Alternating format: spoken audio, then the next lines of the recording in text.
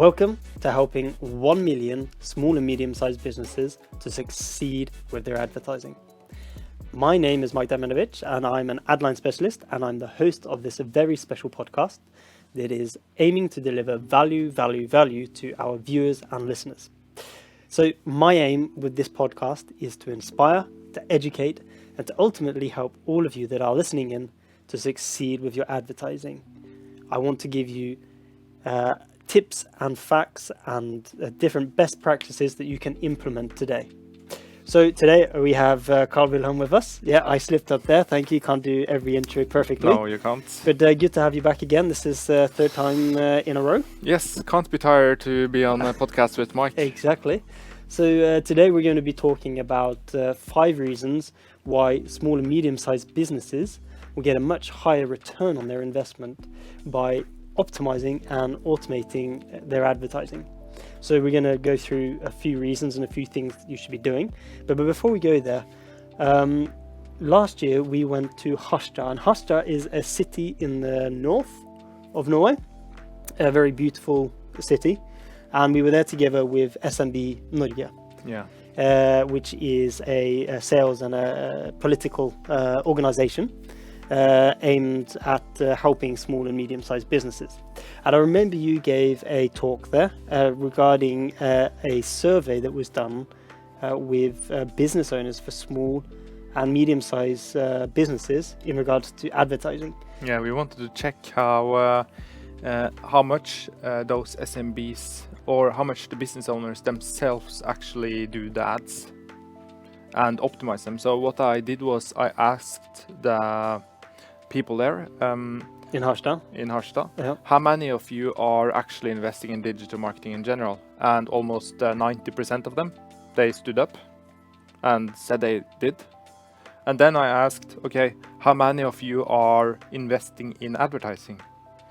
And I think maybe 80% still stood up, 10% sat down. And then I asked the key question, which I were very interested to know about, and that was, okay, how many of you that are standing now are actually optimizing your ads in some way? And I think just 10% of them were still standing. And that means that I don't know, about 90% of SMBs, they don't ever optimize anything on their campaigns. And what do you like? What do you mean by optimizing? I mean, like, okay, let's say you publish 5 ads, and what happens then? You publish 5 ads and you just let it run.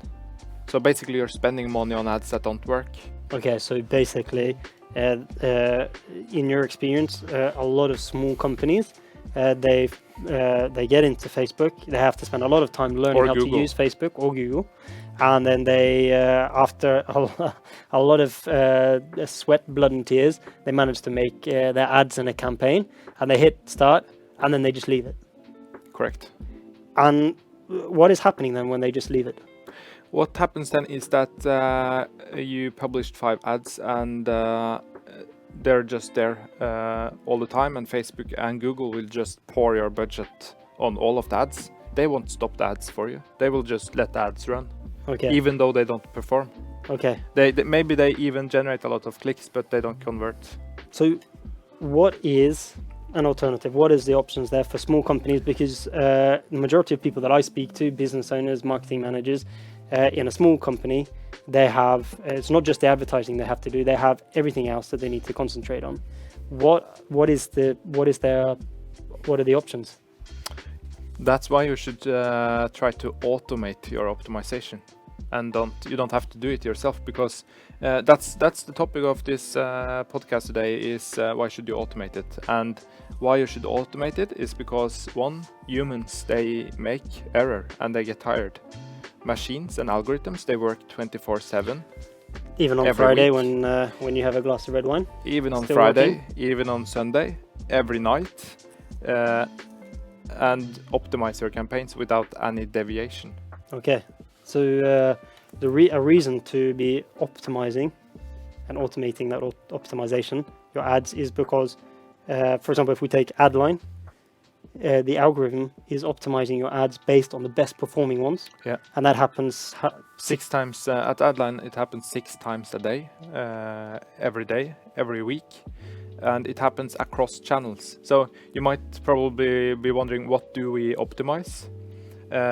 Yes, Facebook and Google, they optimize the ads themselves too, but here we have an algorithm on top of both Facebook and Google. So if we see that Facebook doesn't perform that well, then we can move the budget over to Google and scale Google more than Facebook. So very many people, they just divide their budget in 50-50, 50% on Google, 50% on Facebook, but maybe Facebook perform 80% better than Google. And to keep track of this, you have to log into Facebook and you have to log into Google and you have to pay attention to all those metrics. But here we do it many times a day, automatically. So by optimizing or automating that optimization, you're actually not spending money on poor performing ads. That's right. We cut the loss automatically. Is there anything else you would like to say about the benefits of automating that optimization? I would say the benefits with automating optimization is that you free up a lot. One, you free up a lot of time, so you can do other things as a business owner, and you can focus more on creating good content, because you don't only want to optimize bad ads. It's you can optimize bad ads like this much, and then it doesn't work anymore. You have to create new content, better content, and you'll also get rid of that feeling that you're spending money on ads that don't work. I guess a lot of business owners, they spend, let's say they spend $50 a day, but they have that feeling inside them that, okay, I'm actually spending, I don't know, am I spending that money right? Am I spending money on ads that don't perform? To summarize what you've said now, by automating the optimization of your advertising, you're able to save time, Save money. but the time that you do save, you can be invested into making more content, actually selling your product, other stuff that you maybe don't have time to do otherwise, saving money, and then obviously by boosting the ads that are performing the best, you will be making more money. Yeah, correct. So thank you very much. We have a question here from one of our listeners, and it says here, I've watched your webinar online regarding multi-channel campaigns. So a multi-channel campaign, for those that are listening now, is a campaign that includes both Facebook and Instagram and Google ads in the same campaign. Yeah. But the question I've got here is, how many ads for both Facebook and Instagram and Google would you recommend using in a campaign? It's probably a very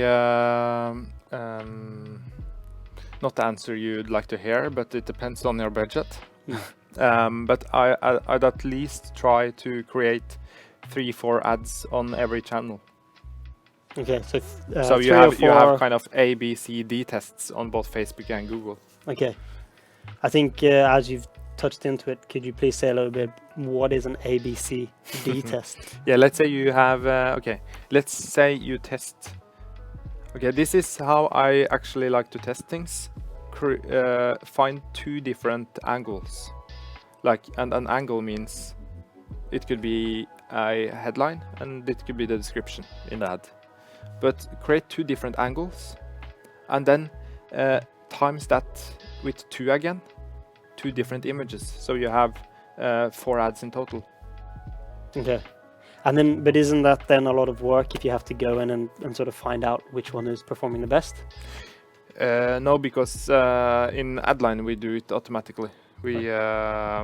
You will also clearly see what works. Carl, thank you very much for your time. Of course. Thanks for listening, guys. Take care. Always a pleasure.